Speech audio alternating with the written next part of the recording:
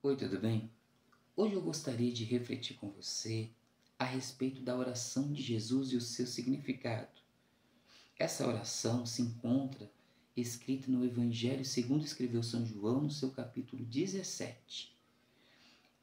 A oração de Jesus se divide em duas partes. A primeira parte, do 1 ao versículo 5, se trata de uma intercessão de Jesus por ele mesmo.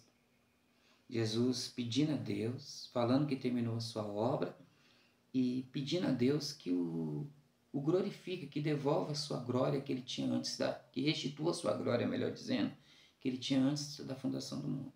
E a segunda parte dessa oração, que é do versículo 6 em diante, é Jesus intercedendo pelos seus discípulos, tanto os seus discípulos contemporâneos, quanto os seus discípulos que ainda não iam crer nele. E ele diz assim: Pai, é chegada a hora, glorifique-me o teu Filho, para que também o teu Filho te glorifique a ti. Assim como lhe deste poder sobre toda a carne, para que dê a vida eterna a todos quanto lhe deste. E a vida eterna é essa, que conheça a ti só por o único Deus verdadeiro e a Jesus Cristo a quem enviaste. Eu glorifiquei-te na terra, tendo consumado a obra que me deste a fazer. E agora glorifica-me tu, ó Pai, junto de ti mesmo, com aquela glória que me tinha contigo antes que o mundo existisse. Para a gente entender a oração de Jesus, a gente precisa entender duas coisas muito importantes.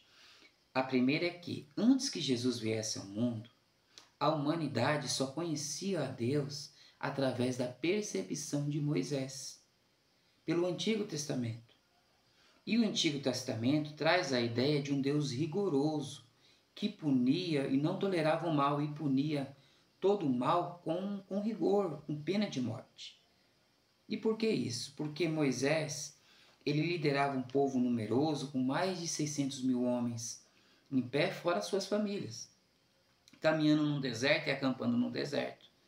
Então Moisés implantou leis duras mesmo para conter aquele povo. E por quê? Porque aquele povo ainda era um povo primitivo, um povo que estava ainda em aperfeiçoamento moral. Eles não tinham percepção de humanidade. Era um povo até bárbaro e ignorante. Então, para conter aquele povo, os seus adultérios, os seus assassinatos, a sua rebeldia, Moisés precisou implantar algumas leis civis. E essas leis civis duras contrastava com Deus. Então as pessoas entendiam assim, que Deus era como Moisés, duro e rigoroso, não tinha misericórdia e não tolerava o mal. Como muitos ateus hoje que não têm entendimento espiritual e não têm entendimento das escrituras, eles leem o Antigo Testamento e falam: esse Deus eu não quero servir não. Por quê? Porque Moisés, ele representava Deus, né? Igual esses dias aqui, abrindo uns parênteses, eu assisti um filme chamado Patriota, que os ingleses estavam descontentes com os impostos altos. Então eles se rebelaram contra a Inglaterra. E o rei da Inglaterra foi conter o povo. E colocou um líder lá, um general, que ele era muito enérgico e maldoso. Então ele pegava os rebeldes e queimava. Colocava nas suas casas o povo que se rebelou contra o rei, né, por causa de impostos altos, e colocava nas suas casas e queimavam a fogo. O rei chamou ele e falou para o general: general, o que você faz reflete em mim. Se você queima as pessoas no fogo, as pessoas vão falar: o rei está queimando as pessoas no fogo. Então era mais ou menos isso que acontecia com Deus e Moisés. As pessoas olhavam para Moisés e falavam: Deus era assim, que era a percepção. Por quê? Porque foi necessário Moisés trazer Israel na linha, para que Israel chegasse até o nascimento do Messias na linha, sem idolatria, sem estar contaminado com o pecado em si.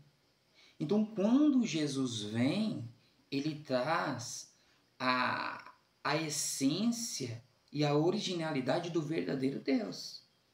Ele vem trazer quem era Deus de verdade, não é um Deus: ouviste o que foi dito, eu porém vos digo.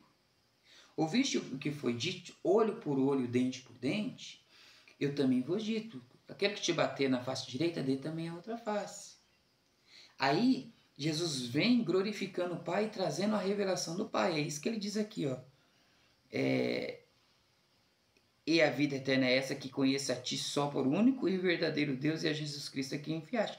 Eu glorifiquei-te na terra, tendo consumado a obra que me deste a fazer. Então a primeira coisa que Jesus fez foi trazer a revelação do verdadeiro Deus. As pessoas olhavam e falavam assim, não, Deus não é como Moisés, que apedrejava a mulher, Deus é como Jesus, que disse, aquele que não tem pecado, que atira a primeira pedra. Então Jesus trouxe a revelação de um Deus compassivo, misericordioso. Chegava um leproso até Jesus, se me queres, pode me purificar. Jesus disse, eu quero. Então as pessoas falavam, Deus é assim, misericordioso, tem compaixão. Então a primeira coisa que Jesus fez foi trazer a revelação do verdadeiro Deus. Ninguém melhor do que Jesus, que está à direita de Deus antes que o mundo existisse, e para falar sobre Deus. Não Moisés, que trouxe o povo até um certo ponto. Então essa é a primeira coisa que a gente precisa entender. O segundo aspecto da oração de Jesus, a gente precisa entender o conceito de substituição. Aquela famosa frase de João Batista, este é o Cordeiro de Deus que tira o pecado do mundo. Nós entendemos pelas Escrituras que o salário do pecado é a morte. E o que isso quer dizer? Que a punição de um ser humano que peca é perder o privilégio de existir, é deixar de respirar, é morrer para sempre. Isso nos mostra tão sério é a questão do pecado e Deus, e a santidade de Deus. Porque Deus é santo e o pecado não pode resistir diante da santidade de Deus. Mas Deus, quando ele chamou Abraão e fez uma aliança com Abraão. Ele disse a Abraão assim, Abraão, sai da tua terra e da tua família, da tua parentela, vai para uma terra que eu vou te mostrar, e de ti vou te fazer uma grande nação, que é a nação de Israel. E Deus, para se relacionar com os judeus, com os homens israelitas, e para esses homens não pecar e morrer, o que Deus fez? Pela tua misericórdia, Deus os deu o conceito da substituição. Então o homem, quando ele pecava, ele pegava um cordeirinho, né, ali sem mancha, e levava diante do sacerdote, e aquele homem colocava a mão sobre aquele cordeirinho, fazendo um ritual de transferência. E ele transferia todo o seu pecado para aquele cordeirinho, e aquele cordeirinho era morto ali, degolado ali, substituindo a morte do homem. Toda aquela culpa, ela era retirada do homem e colocada em cima daquele cordeirinho. E aquele homem era purificado de todo o seu pecado e não morria.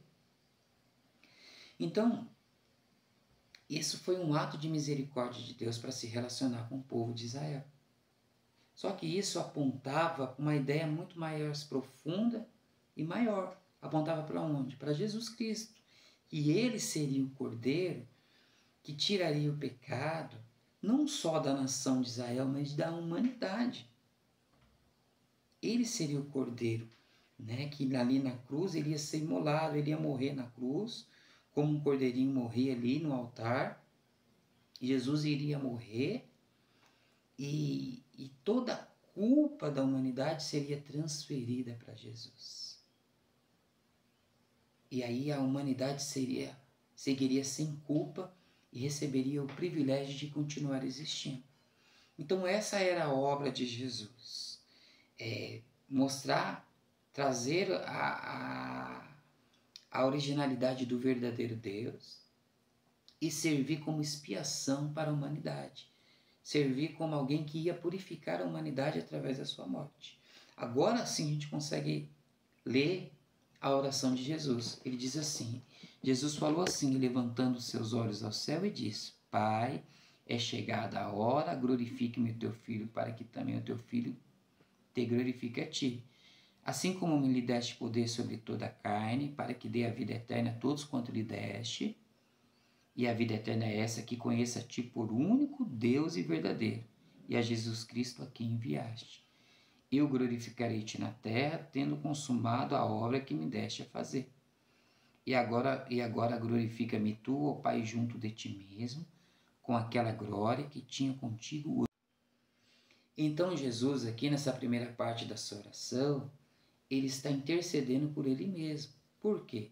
Porque logo em diante, depois dessa oração, ele vai ser capturado pelos religiosos e pelos soldados romanos, vai ser levado a julgamento, e ali vai ser esbofeteado, vão colocar uma coroa de espinho na sua cabeça, vão levar ele até Pilatos, e ali ele vai receber um novo julgamento, e vão levar ele para a cruz, vão pregar suas mãos e os seus pés numa cruz, e ali da cruz ele vai clamar a Deus, dizendo assim: Pai, está consumado, eu terminei a obra que tu me deste para fazer.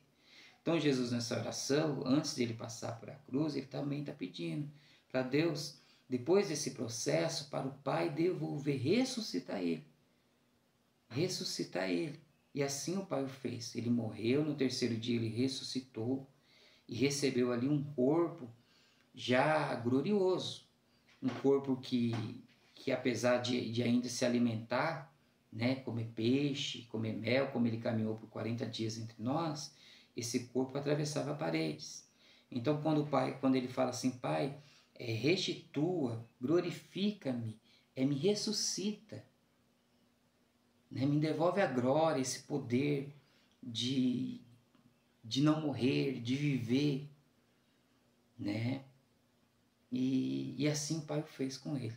Deus ressuscitou ele no terceiro dia e ele esteve conosco 40 dias, e desses 40 dias ele foi elevado ao céu. E ali os discípulos estavam olhando para lá e um anjo falou: por que você olha? Esse mesmo Jesus que está subindo, um dia ele voltará. Da mesma maneira que ele está indo, da mesma forma ele voltará.